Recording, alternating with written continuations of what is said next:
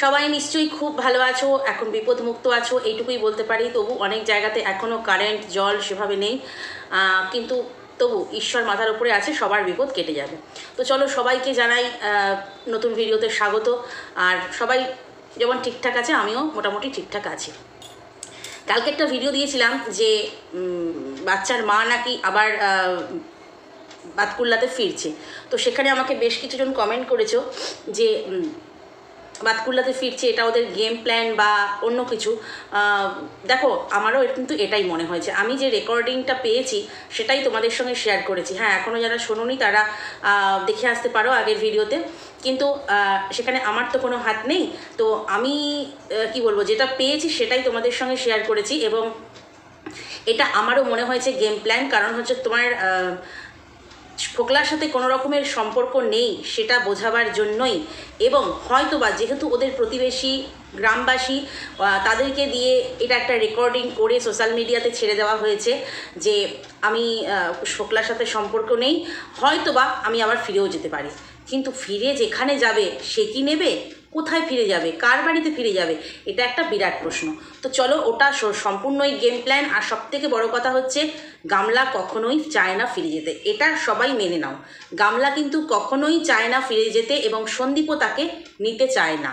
তাহলে যেখানে দুজন সংসার করবে সেই দুজনই যখন চায় না, তো সেখানে বাকি তৃতীয় ব্যক্তিরা কি করতে পারে? তৃতীয়, চতুর্থ, পঞ্চম যে ব্যক্তি থাক না কেন, তারা কেউ কিচ্ছু করতে পারবে না। যারা আসলে সংসার করতে চায় না তাদেরকে দিয়ে সংসার করানো যাবে না। আর সত্যিই কি সংসার করার মতো মেয়ে? না, উড়ে বেড়াবার মতো মেয়ে। দেখতে পাচ্ছ তো। আচ্ছা, মোটামুটি সব জায়গায়, যে প্রথমেই বললাম, মোটামুটি যারা খুব মানে সুন্দরবনটা যেমন একদম তছনছ হয়ে গেছে, তো মোটামুটি হাসনাবাদের যারা মানুষ আছে তারা কিন্তু মোটামুটি ভিডিও দিচ্ছে, আমি দেখতে পাচ্ছি, ওই জন্যই বললাম। তো সেখানে ও দেখতে পাচ্ছ দুদিন প্রায় হয়ে গেল ডুব মেরে দিল। কিসের এক্সকিউজ দেবে? না, রেমালের এক্সকিউজ দেবে। বাট রেমালের এক্সকিউজ দিয়ে যাই হোক, ও একটু ঘোনাবাড়িতে এনজয় তো অন্তত করে আসতে পারবে। তো যা ছিল স্টকে, ঝুলিঝালিতে যা ছিল, জোড়াদাপ্তি মেরে আমাদের সামনে রেমাল কাণ্ড বলে ভিডিওটা দিয়ে দিয়েছিল। বাট রেমালের আমরা রও দেখতে পাইনি। বৃষ্টি তো হতেই পারে, কারণ দুদিন আগে থেকে টুকটাক বৃষ্টি হচ্ছিল। তো যাই হোক, প্রত্যেকটা জিনিস অনেকেই বলে গুজব ছড়াও, অনেকেই বলে যায় প্রমাণ আছে কি, এটা আছে কি, চোখে দেখতে পাচ্ছ কি, কেউ বলে যায় সিআইডি হয়ে যাও।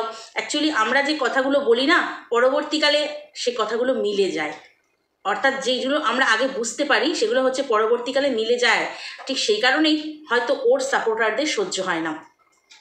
তবে একজন আমার ভিউয়ার বন্ধু লিখেছে যে খুব সুন্দর করে কথাগুলো বলো, তুমি বলার পরে আমার মাথায় আসে, বা আমাদের মাথায় আসে, একটা কিছু লিখেছে, মাথায় আসে যে সত্যি তো ব্যাপারটা, কারণ ওর ভিডিও দেখলে গা জ্বলে যায়, অর্থাৎ টিনের ভিডিও দেখলে গা জ্বলে যায়। তো যাই হোক, এটা পর্যন্ত ঠিক আছে। তো এখন তো আমরা তার আর কোনো ভিডিও পাইনি। আর এবারে হচ্ছে আসল যে কথা, যে ও নাকি তোমার বাংলার যে বড় ইউটিউব গোষ্ঠী, ও নাকি সবচেয়ে বাংলার বড় ব্লগার হতে পারে, ওর মধ্যে এমন ট্যালেন্ট আছে। তো সেটা নিয়ে পরে বলছি। এবারে কিভাবে বললো এই কথাটা, তার আগে বলি যে সন্দীপের কথা। এই যে সন্দীপরা রেমালে কিভাবে আছে, এবং দেখো সন্দীপদের ওখানেও প্রচণ্ড ঝড় বৃষ্টি হয়েছে আমরা শুনেছি। ওর যেহেতু তোমার নদিয়া ডিস্ট্রিক্টই, ওটা মনে হচ্ছে নদিয়া ডিস্ট্রিক্টই পড়ে। হ্যাঁ, রানাঘাট ফানাঘাটের দিকে তো নদিয়া ডিস্ট্রিক্টই। তো সেখানে ওখানেও কিন্তু আমরা নিউজ চ্যানেলে শুনেছি প্রচণ্ড ঝড় বৃষ্টি হয়েছে। তার মধ্যেও দেখতে পাচ্ছ ও কিন্তু ভিডিও প্রতিদিন দিচ্ছে। এমনকি ওর মায়ের হাক্কা নুডলস সেই সময়ও কিন্তু সন্দীপ মিত্র চ্যানেলে আমরা পেয়েছি। তো নেটওয়ার্কের প্রবলেম যাই হোক না কেন, এটা ওটা হোক না কেন, কোনো না কোনো সময় তো কারেন্ট আসছে না, একটা না নেই। তো এখানেই মায়ের সত্যতা বোঝা যায়, আর বাবার সত্যতাও বোঝা যায়। তো এখানে ওর বাবা, মানে বাচ্চার বাবা আর কি, তো মানে কি বলবো, ওদের বাড়িতে খিচুড়ি রান্না হয়েছে, খিচুড়ি, ডিম কষা, তারপরে তোমার পাঁপড় ভাজা, আলু ভাজা, পটল ভাজা, এইভাবে খুব তাড়াতাড়ি আমরা খিচুড়ির যে কি বলবো ইটিং শো যাকে বলে, বা খিচুড়ির কম্পিটিশন, খাওয়ার কম্পিটিশন, সেটা খুব তাড়াতাড়ি আমরা দেখতে চলেছি। কারণ কালকে সন্দীপই 2 প্লেট সাজিয়ে নিল, আমরা দেখলাম।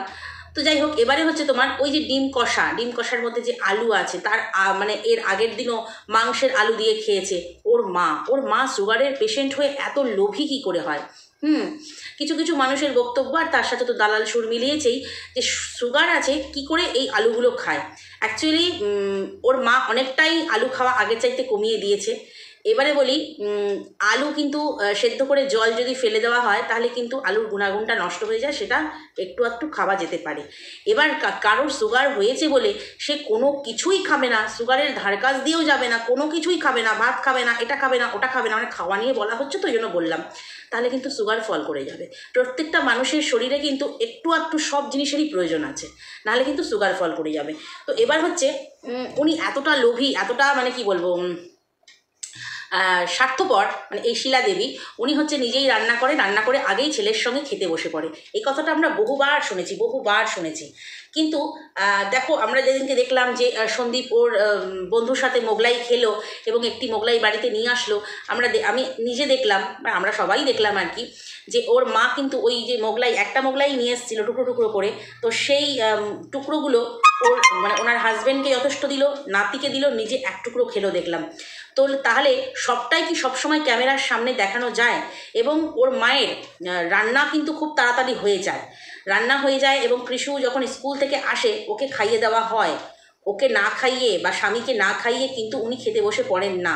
আমার মনে হয় এরকম কোনো বাড়িতে সম্ভবও নয় মায়েরা সন্তানকে ফেলে খেয়ে নেয়। এটা অবশ্য কিছু কিছু মায়ের পক্ষে সম্ভব, যেমন আমরা দেখতে পাচ্ছি আমরা টিম, সে ঘুরে বেড়াচ্ছে, বিরিয়ানি খাচ্ছে, এটা খাচ্ছে, ওটা খাচ্ছে, ছেলের কথা মনেও পড়ে না। একজন লিখেছিল, এই যে ঝড় হচ্ছে, তোমার কি একবারও ছেলের কথা মনে পড়ছে না যে এই ঝড়ে সে তার মানে ভয় পেয়ে মাকে খুঁজছে কি না? কোনো সন্তান যখন ভয় পায় তখন কিন্তু তার মায়ের আঁচলে মুখ লুকোতে চায়। তো সেরকম তোমার কি একবারও সেই সময় সন্তানের কথা মনে পড়ছে? মনে পড়লে তো সঙ্গেই থাকতো, তাই না? যদি সন্তানের কথা মনে থাকতো বা মনে পড়তো তাহলে সন্তানও সঙ্গেই থাকতো, এটাই স্বাভাবিক।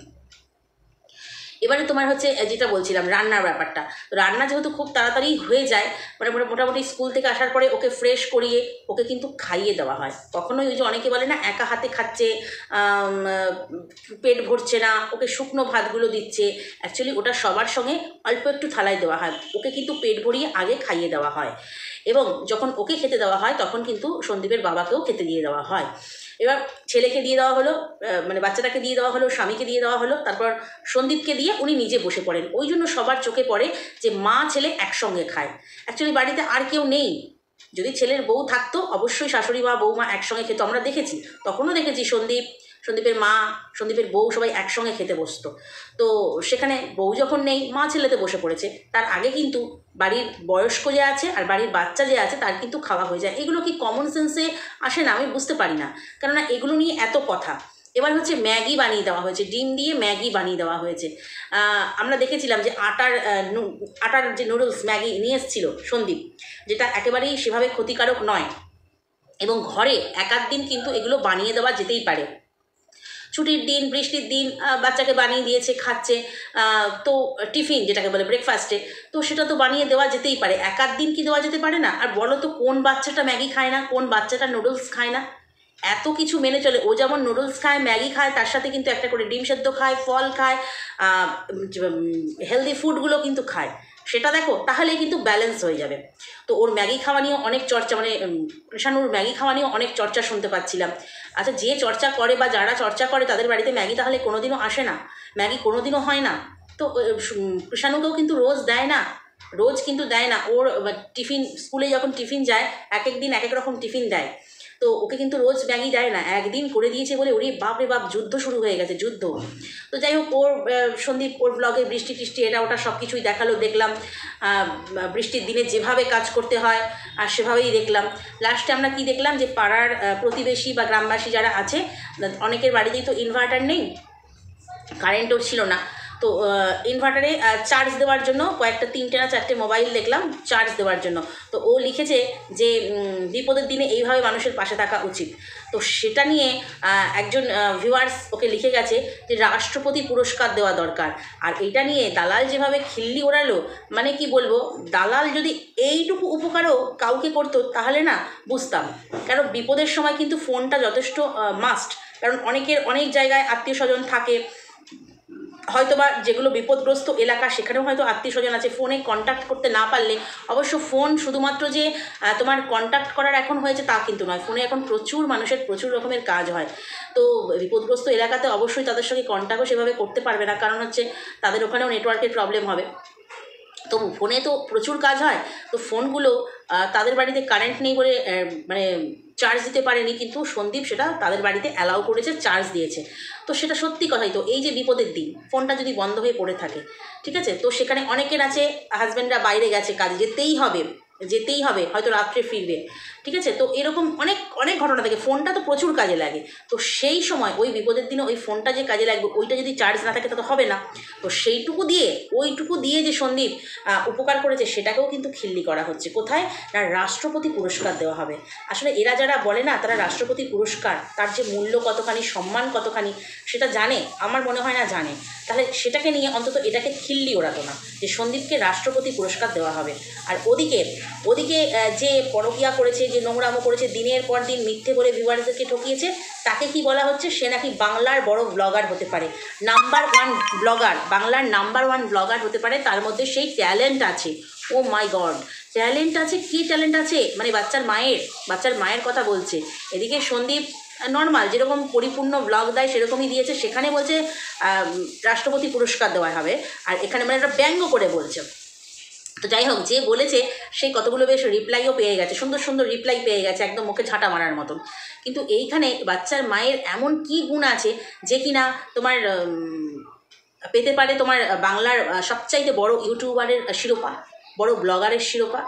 বাপরে, কি ট্যালেন্ট আছে! হ্যাঁ, মিথ্যে কথা বলতে পারে, 4-5 দিনের ভিডিওকে একসঙ্গে জোড়াতাপ্তি মেরে দর্শকদের সামনে উপস্থাপন করতে পারে, তারপরে কি বলবো, দিনকে রাত, রাতকে দিন করে ফেলতে পারে। প্রচুর গুণ আছে। দেখো, আমি বলি না যে কেউই ট্যালেন্টহীন, প্রত্যেকের মধ্যেই ভগবান কিছু না কিছু ট্যালেন্ট দিয়ে দেয়, পুট করে দেয়, কিন্তু সেগুলোকে ওই মা কাজে লাগায় না। এর মায়েরও কিন্তু ট্যালেন্ট আছে, একেবারেই যে নেই তার নয় আমি বলছি না, কিন্তু প্রত্যেক মানুষেরই কিছু না কিছু থাকে। কিন্তু এই জিনিসটা দেখে আমি অবাক হয়ে গেলাম যে সন্দীপ নর্মালি কথাটা বলেছে, টাইটেল তো কিছু একটা দিতে হবে। এখানে যে মা টাইটেলে কত কি খেলে যায়, রেমালকাণ্ড বললো, রেমালকাণ্ডের আমরা রও দেখতে পেলাম না, সেবেলা সেভাবে কারোর মুখে কি বলবো, কিছু বলার নেই। আমরা কন্ট্রোভার্সি ক্রিয়েটাররা শুধু বলে মরি। তো সেখানে সন্দীপ কি এমন করেছে? সেখানে বলা হচ্ছে ওকে রাষ্ট্রপতি পুরস্কার দেওয়া হবে। যে মূর্খ বলেছে, বা যে মূর্খগুলো বলেছে, তাদেরকে বলি যে রাষ্ট্রপতি পুরস্কারের মূল্য কি, সম্মান কি, কেন দেওয়া হয়, কি পারপাসে দেওয়া হয়, এগুলো একটুখানি জেনে নিস, একটু স্টাডি করে নিয়ে তবে কমেন্ট করিস। মন যা আসলো সেখানে কমেন্ট করিস না। কোনো মানুষের এতটুকু প্রচেষ্টাকে কখনো ছোট করে দেওয়া উচিত না, আমার যেটা মনে হয়। কেননা এই যে জিনিসগুলো করা, এটাই বা কজন করে? ইনভার্টারে ওদেরও চার্জ লাস্টে আর ছিল না, তবু তো মানুষের ফোনে চার্জ দিয়েছে, কয়েকটা ফোন আমরা দেখলাম। তবু এতটুকু সাহায্যকেও স্বীকার করে নিতে হয় যে হ্যাঁ, সাহায্য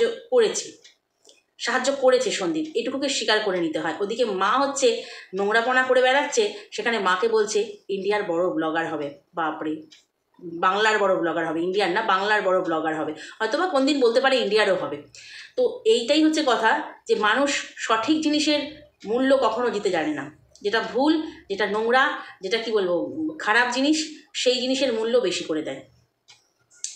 তো চলো, এইটুকুই বলবার ছিল। শুধু এটুকু বলি যে ওই শিলাদেবীর খাওয়া নিয়ে, বা শিলাদেবীর কৃষুকে ঠিকঠাকভাবে যত্ন নেয় না, আজে বাজে বিষগুলো খাওয়ায়, এর আগেও শুনেছি সন্দীপ খাওয়ায় আজে বাজে বিষ, এগুলো যারা বলছো তারা একটুখানি ভালো করে ভিডিওগুলো ডেলি দেখো, তাহলেই বুঝতে পারবে কৃষাণুকে ওরা কতখানি যত্ন নেয়, আর ওই শিলাদেবী কী পরিমাণ পরিশ্রম করে সারাটা দিন। যতটুকু আমরা ক্যামেরায় দেখি সেটা সামান্য, ক্যামেরার বাইরেও কিন্তু প্রচুর কাজ থাকে। নিশ্চয়ই ক্যামেরার বাইরে উনি বসে থাকেন না? এত বড় বাড়ি মেনটেন করা, রান্না বান্না, বাচ্চা দেখা, সমস্তটা উনি নিজের হাতে করেন। আর ওই অনেকে বলে না যে ভিউজের জন্য বা মাকে পয়সা খরচা হবে ওই জন্য মায়ের কাজের লোক রাখে না, বাবাকে দিয়ে খাটায়, বাড়ির কাজ করায়, একটা মিস্ত্রির পয়সা বেঁচে যাবে যারা বলে, তাদেরকে বলি ওর মা এবং বাবা দুজনেই কিন্তু ওই বাড়ির মেম্বার। প্রত্যেকেই চাইবে আমার বাড়িটা সুন্দর করে আমার হাতে গড়ে উঠুক, প্রত্যেকেই চাইবে আমার সংসারটা আমার হাতে, বেশিরভাগ মানুষ চাইবে আমার সংসারটা আমার হাতে সুন্দর করে সেজে উঠুক। ঠিক সেই কারণেই কিন্তু সন্দীপের মা বাবা দুজনে এখনও পর্যন্ত কাজ করে যায়, নিজেদের ইচ্ছাতে, স্বইচ্ছাতে কাজ করে যায়, সেখানে কারোর কিছু বলার থাকে না। এরমভাবে শুনেছি উজ্জ্বল কণিকার বাবার ক্ষেত্রেও শুনেছি, মানে উজ্জ্বলের বাবার ক্ষেত্রেও শুনেছি যে রাজমিস্ত্রির কাজ করিয়েছে, খাটিয়ে মেরে দিয়েছে, এরকমও শুনেছি। তো সন্দীপের বাবা যথেষ্ট কর্মঠ এখনও, নাতিকে নিয়ে স্কুলে যায়, ঘরের কাজ করে, অনেক কিছু পারে, উনি অনেক গুণী। তো উনি যদি নিজের বাড়ির কাজটা নিজের হাতে একদম কি বলবো নিপুণভাবে করতে চান, কার বাধা দেওয়ার কি আছে? কারোর তো বাধা দেওয়ার কিছু নেই, কেন বাড়িটা তো ওনারও, মানে ওনারও তো বাড়ি ওটা, শিলাদেবীরও তো বাড়ি ওটা, তো শুধু কি সন্দীপের বাড়ি? ওই জন্য সন্দীপ খাটিয়ে খাটিয়ে মারছে, এই প্রশ্নটা মানে কি করে আসে বুঝতে পারি না। বাড়িটা সবার, সবাই মিলে কাজ করছে। তো যাই হোক, এখনও অনেক গ্রামের মানুষ আছে প্রচুর খাটতে পারে, যারা বলে তারা হয়তো আতুষী যাকে বলে, এদের কাছে এই কাজগুলো কোনো মনেই হয় না। এই গ্রামের মানুষগুলোর কাছে এরা কর্মঠ, যথেষ্ট বয়স হয়েছে আমি জানি, যখন নিজেরা পারবে না জোর করে কি আর কাজ করবে? করবে না। আর আমার মনে হয় যারা কর্মঠ মানুষ তারা যদি বসে যায় না, তারা বেশি অসুস্থ হয়ে পড়ে। ওদেরকে কাজের মধ্যে রাখলেই ওদের শরীর ভালো থাকবে, মন ভালো থাকবে। জোর করে কিছু হয় না, যখন ওনাদের শরীর পারমিট করবে না ওনারা নিজেরাই সরে আসবে। তো যাই হোক, হয়ে বলে না যে যাকে দেখতে নারী তার চলন বাঁকা, সন্দীপকে যেহেতু দেখতে পারে না সবার কাছে জলনদীপ, তো সেখানে ওই জন্য এই কথাগুলো উঠবেই বলবেই। তো দেখা যাক রাষ্ট্রপতি পুরস্কারটা যে বলেছে সেই ব্যবস্থা করবে, নাকি ওই তোমার যে বলেছে যে বাংলার বড় ব্লগার হবে, প্রচুর ট্যালেন্ট মায়ের মধ্যে আছে, দেখা যাক বাংলার বড় ব্লগারের শিরোপা কবে মাথায় ওঠে। চলো অপেক্ষা করি। আর ভিডিওটা যদি কোথাও ভালো লাগে অবশ্যই লাইক, কমেন্ট, শেয়ার, সাবস্ক্রাইব করে দিও। টাটা।